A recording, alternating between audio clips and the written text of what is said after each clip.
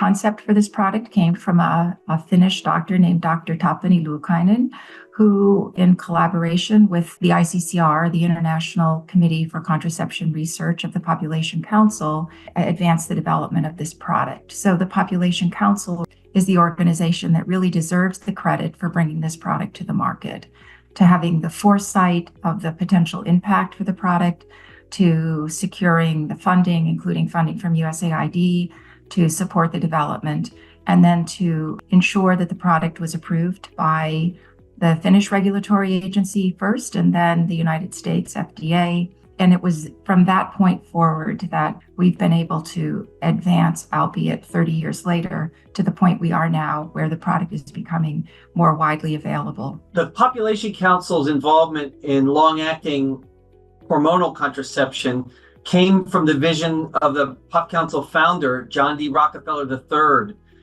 In 1956, Rockefeller knew that the oral contraceptive pill was on the cusp of being approved in the United States, and it would be approved in 1960. But Rockefeller had the vision to understand that it wouldn't be enough and that more methods would be needed.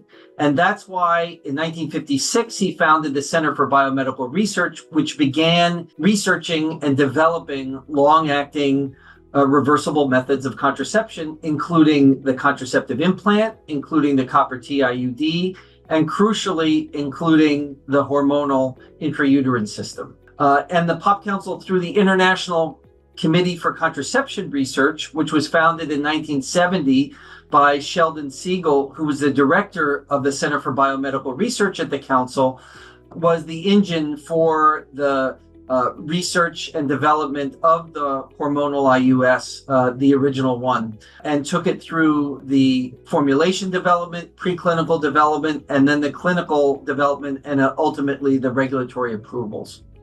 And then later on, the Medicines 360 product came along because of the price barrier that we were facing, and as an attempt to have a competitor product that would bring the price down. It's really that driver of generic-like products. It's not really a true generic, but it's an alternative product that's very similar, that helped the price issues and the price competition, which was so critical to getting to the point that we're at today. I'm excited to be able to advance, women's health, women's actually and children's health, especially given that I'm based in, and all my life I've actually based in low and middle income countries, and where we see how the need is in these settings and how preventable deaths could be avoided, and of course family planning being a big part of how we can be able to reduce this unnecessary maternal mortality. And of course, when you have any additional products or methods that are available to the biggest proportion of women possible, the better for everyone, for them and their children and their families.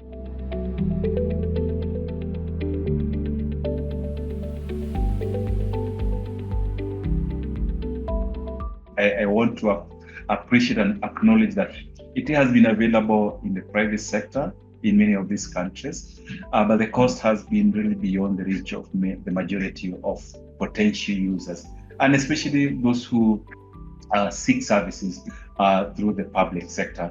Cost really has been one of the bigger hindrances. I think the key and the critical obstacle for full global access has been price. I think once the price came into a range of reality through the tremendous and the coordinated efforts of many, the method started getting traction, particularly with donors, in a way that enabled the broader introductory plans to materialize. And getting products into the product catalog was also a key milestone, and that was an important enabler, but I think for major donors like USAID and UNFPA to enable them to procure the product, which was critical. The biggest obstacle has been around money. Unit price has historically been the primary barrier to offering this product. Now that we have products that are available at lower prices, there's still a hurdle of getting full introduction plans funded and coordination down to the site levels in countries who've decided to introduce this method. I think another important obstacle has been the perception of many that this product wouldn't be appealing to women in lower and middle income countries, in large part due to the bleeding changes and particularly the potential for marked reduction in bleeding. It seemed to me that we weren't giving women enough autonomy to make that decision for themselves. One of the really important studies that was done about a decade ago by Dr. David Hubacher at FHI360 was very important in showing that when women had appropriate counseling and they had access to a product, about 16% of those women in his study actually chose the hormonal IUD. I compare the SRH space with the HIV space, and I see we've not been very good at advocacy. I mean, if you look at what has happened in the HIV arena of the last couple of decades, 4 decades or so, since the first cases of HIV, I think we've seen a tremendous improvement in terms of access. So perhaps it's also asking ourselves, what are we not doing right? What could we do differently?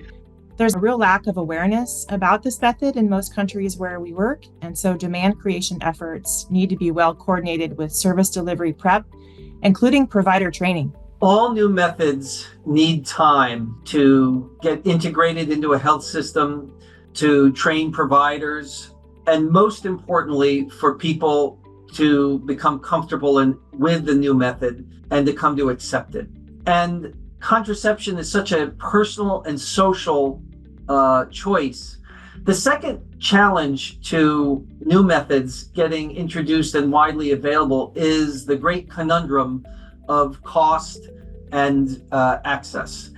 And that conundrum is that in order to have a low cost, you need a very high demand and a predictable demand. And in order to have a high demand and predictable demand, you need a low cost. And so it's the community has worked together over time to try to address these cost issues and try to balance out and address the conundrum of new products and public health products. And the last element is that the hormonal IUS is a provider-dependent method, and that's both to insert and to remove. It's very important that it be done very well. And so that kind of training and ongoing training and so on takes a while to get into and really into the systems and the health systems, the medical schools and the OBGYN training protocols and things like that.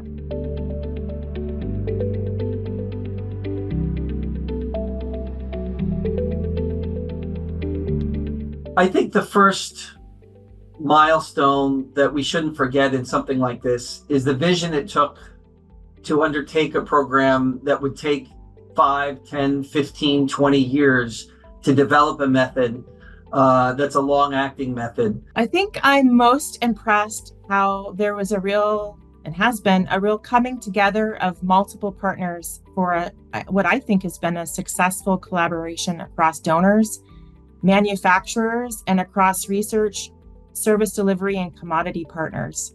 So this organized group really signaled to manufacturers and to countries that introducing into low and middle income contexts might be feasible. I think the proudest I've seen is having some governments actually procure the method through the regular procurement processes. I think for me, when I saw a couple of countries, Kenya included, I think Zambia too, having done that, I think that's where I felt really this has been one of my proudest moments.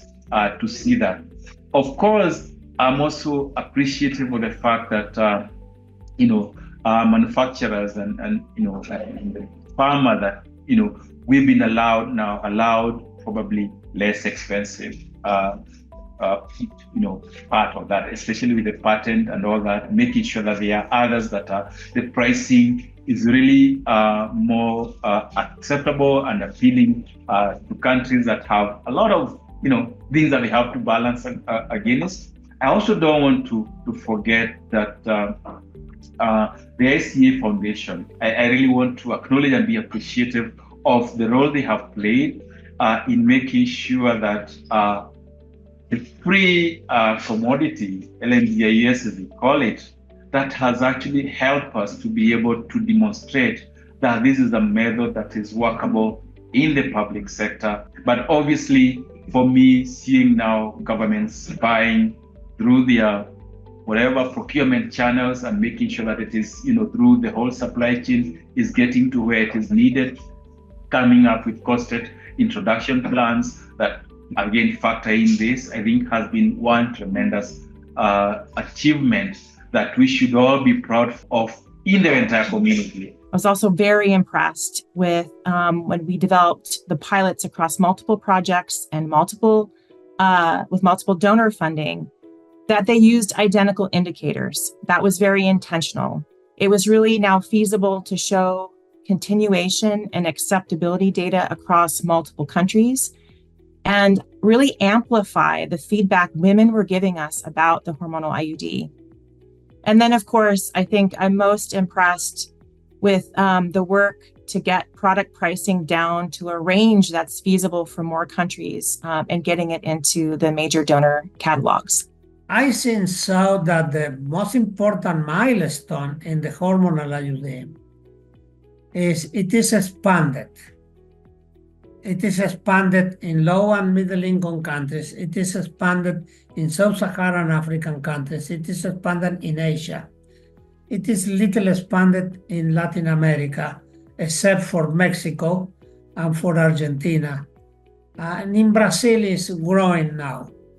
But I am proud to be a friend of Tapani Lukainen, the inventor of Mirena, and he passed away some years ago.